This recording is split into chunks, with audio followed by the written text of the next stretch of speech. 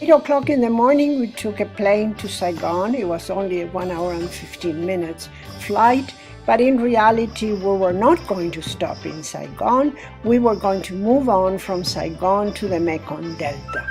This was a rather long bus trip, 4.5 hours, but it gave us an opportunity, of course, to see part of Saigon passing through, and then the road goes next to the water.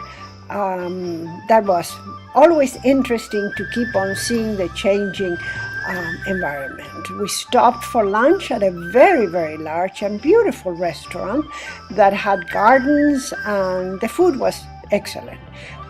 Today they told us that the bridges that were built by the Australians some years ago make this 4.5 hour trip much shorter, but just before you had to do it mostly by boat.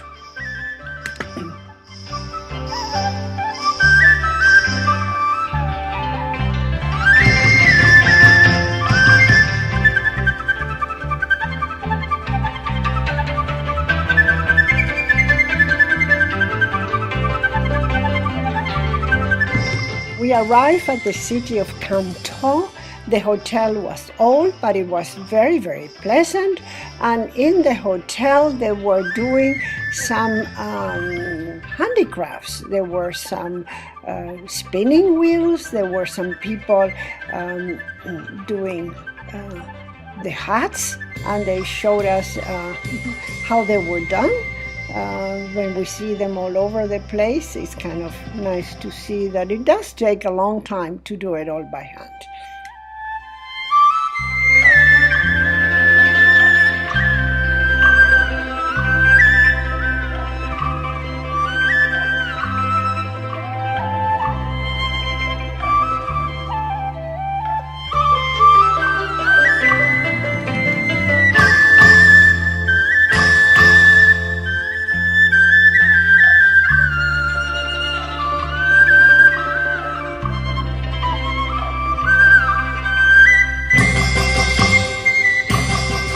Since it was a rather long trip, most of the time spent in the bus, we walked around a little bit Canton city, and we stayed in the hotel and had a very, very nice dinner.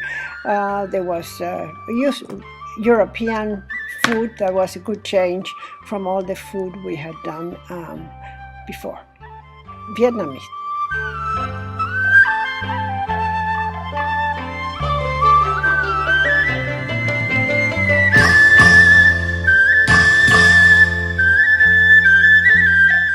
As all Vietnamese cities, full of shops that remain open until quite late at night, and they sell amazing amount of Christmas,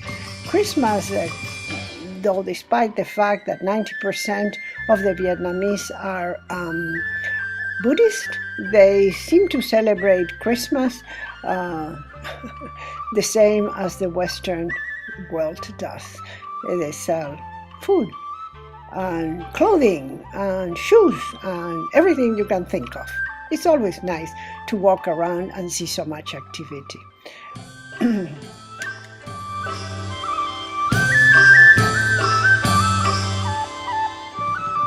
The next morning we got up very early, 7:30, to see the floating market. Everything is done on the water. Some people live on the boats, and all kinds of activities are taking place there. Not only fishing, but they're selling vegetables, all kinds of merchandise. We spent a fascinating amount of time looking at all of this, and at the same time enjoying the sights of the shores, the shorelines, because their construction is a little bit different from what we saw before. Quite modern. There's a lot of still French buildings left over, mostly schools and churches.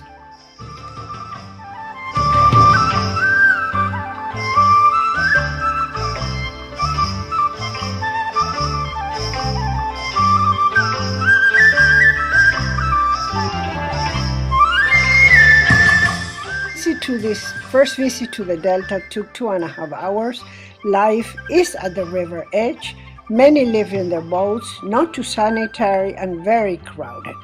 Imagine there is no sewer system and everything comes of the water, comes cleaned in the water, so we have to try not to eat the vegetables. Behind the rundown river, there are many more permanent housing that we see, I'm sure all left from the French.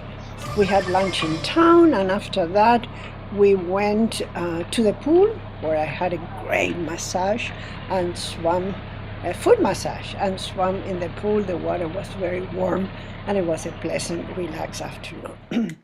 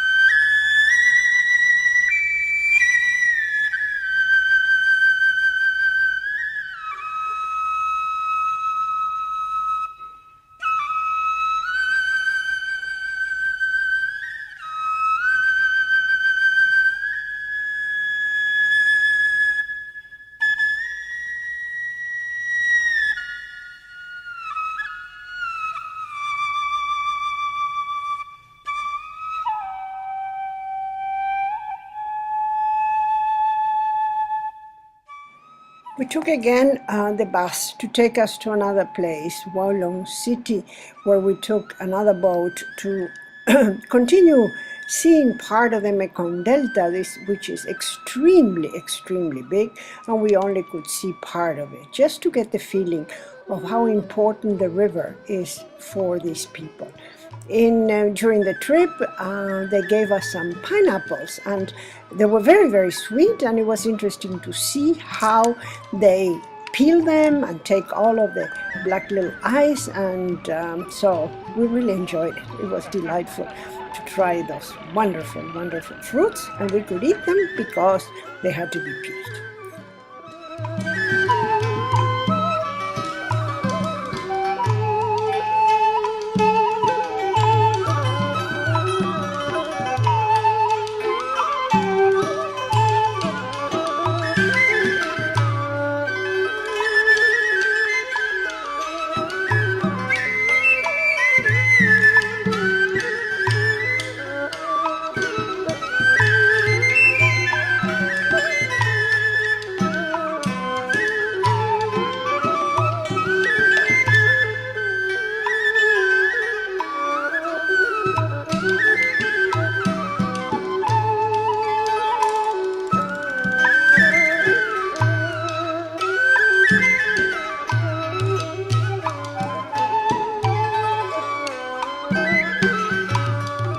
Also some ferry boats that take people from one side to the other, and one of these horrible things we saw is the leftovers of the Agent Orange that was used during the war and has left indelible marks, because even today, after 50 years of the war ending, we have seen the remaining effect of this.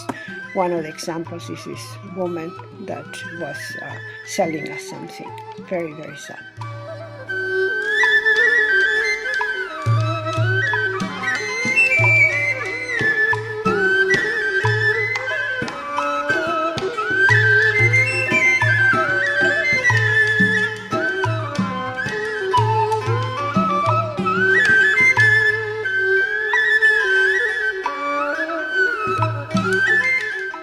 We continue our journey in one of the Mekong rivers, and we stopped in a small place where they gave us a cup of tea, and we heard a trio, play some music and sing.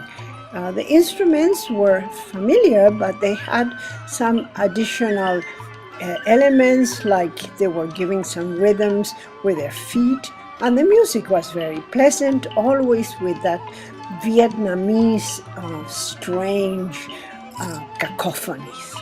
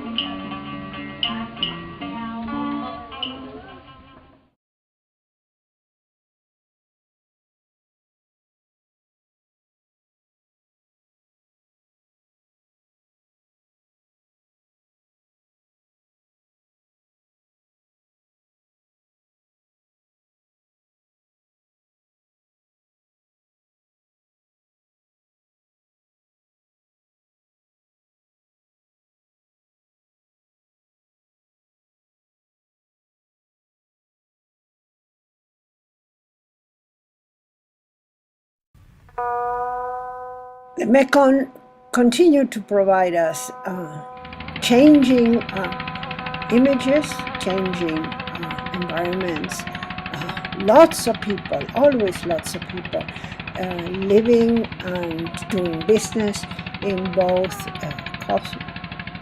coasts and at the same time on the boats. It was colorful and never cease to be amazed how people get used to live on the water.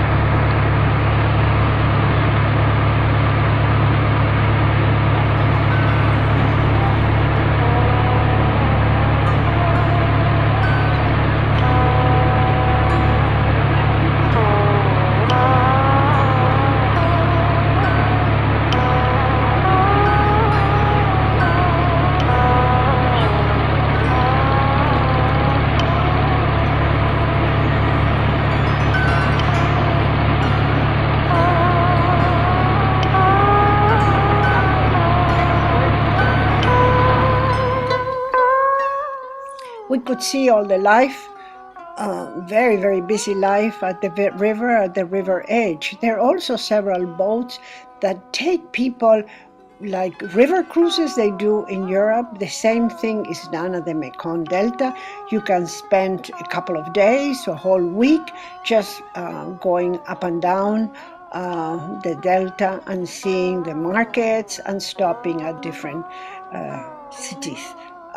Don't know what the facilities are, but they did not look so modern from the outside. So we were happy that we had a very, very comfortable boat, but we had the hotel to go back and enjoy all the niceties of Western civilization. In the river, we stopped in a village where they sold a lot of things. But this time they were doing pancakes, and they were doing cotton candy, and they were doing coconut candies, and showing us how all of this is done and wrapped to sell.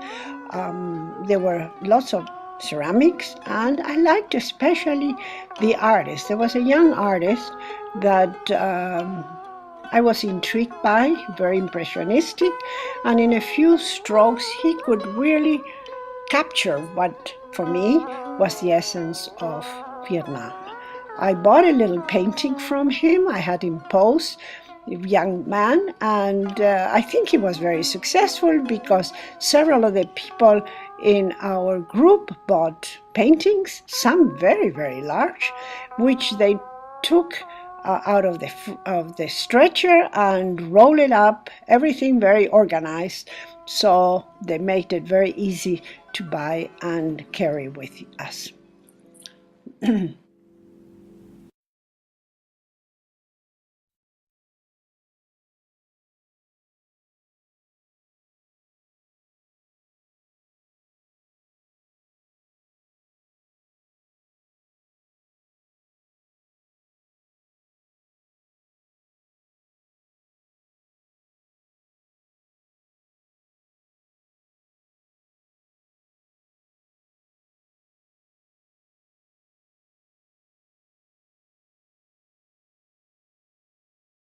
Back to the hotel, we stopped to see a temple from a religion that is called Cao Dai, that was founded and organized in 1927 by a Vietnamese that thought that there was too many wars done over religion, and that maybe the idea of having a new religion that combined all of the known religion will stop this. Unfortunately, it didn't happen, but it still has some followers, and we saw sort of a combination of several rites. They're all dressed in white. They pray like the Muslims, and they have certain elements of Catholicism. And of course, we could not communicate, but we smiled a lot and looked at the attendees that you cannot go to church if you don't wear these white dresses and costumes.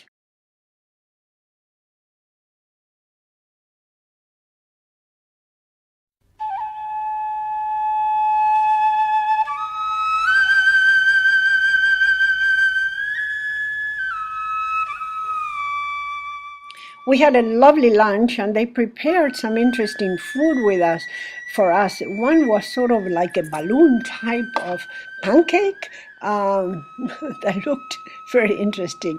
The food in Vietnam, for me, it takes more or less all the same, but they do a very, very lovely preparation.